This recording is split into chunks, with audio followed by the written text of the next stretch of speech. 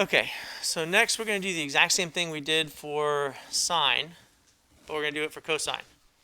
Okay, so we're going to create this chart here using the unit circle values between 0 and 2 pi and then negative 2 pi to 0. And I'm going to pause this and do it and then restart it so you guys don't have to watch all the way through. Okay, so now that we have our table laid out, okay, so right here, my domain goes from negative 2 pi to 2 pi. And my range, again, is still from negative 1 to 1, because our y values are coming from the unit circle, so the unit circle's radius is 1, so we only get values outputted from negative 1 to 1. And so our cosine function, if we graph all of these points, looks like this. Okay. And again, we've got our parent function for cosine there, and then just one more wave on the negative side. But basically, we're going to be doing the exact same thing we did for sine. So the first thing we notice is if we're going to find this inverse, this function is not 1 to 1, which means the inverse is not a function, and that doesn't work well for us. So what we have to do again is we're going to limit that domain to non-repeating values so that we can force it into 1 to 1. Okay? So in the next part, we're now going to restrict this domain. So we start from 0, 1, and we start going to the right. Okay? So we've got, next one is pi over 3, which is 1/2. And then pi over 2, which is 0. And then it would be 2 pi over 3, which is negative 1/2. And then pi, which is negative 1. And then you'd get 4 pi over 3, which is negative 1/2. And then we see a repeating value. So we can't use that one. So we have to stop at pi. And then we start going to the left. Negative pi over 3 is 1/2. And as soon as we write that one down, that repeats. So we can't use there. So we stop where we're at. So there we go. That's our restricted domain. Okay. So the domain of the restricted cosine is now from 0 to pi.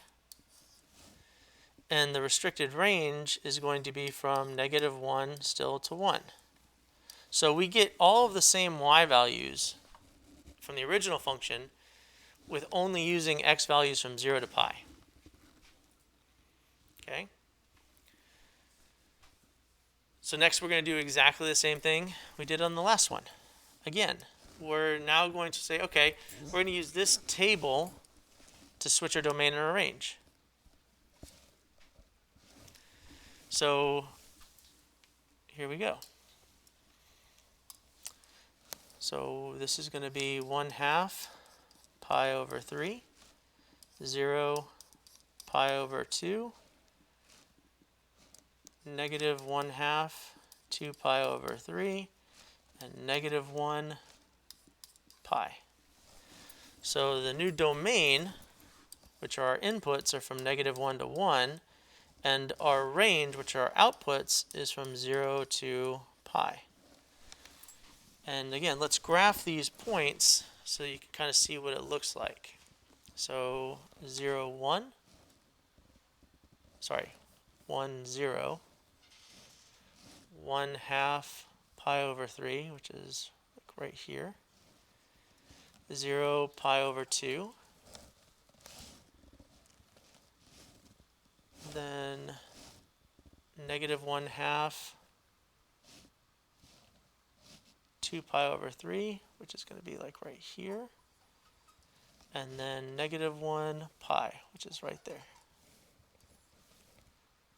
So it's going to look like this.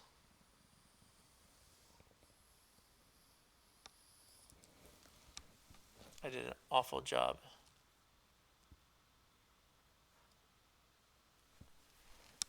Of actually showing the curvature. Okay? Should look more like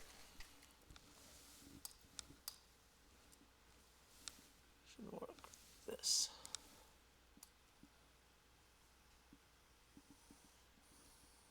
Like that. Okay? And again, if we go up here and we look, when we restricted our domain, we restricted it from here to here. So this piece right here is what we use to create our inverse. And you can see it right there. And again, if I graph this, if I graph the parent function, you would definitely see on this one, it would be easier to see the actual parent function. So 0, 1 right there, pi over 2, 0, pi, negative 1. So it'll look like this. So there's the original cosine piece and its inverse. And you could definitely see that one is reflected, that reflection over the y equals x. It is really obvious on this one. Okay? And again, so our domains and our ranges switch, which means our inputs and our outputs switch. So on this one, though, that means that this is quadrant 1 right here. This is quadrant 1 and quadrant 2, which means my arc cosine only outputs values from quadrant 1 and quadrant 2.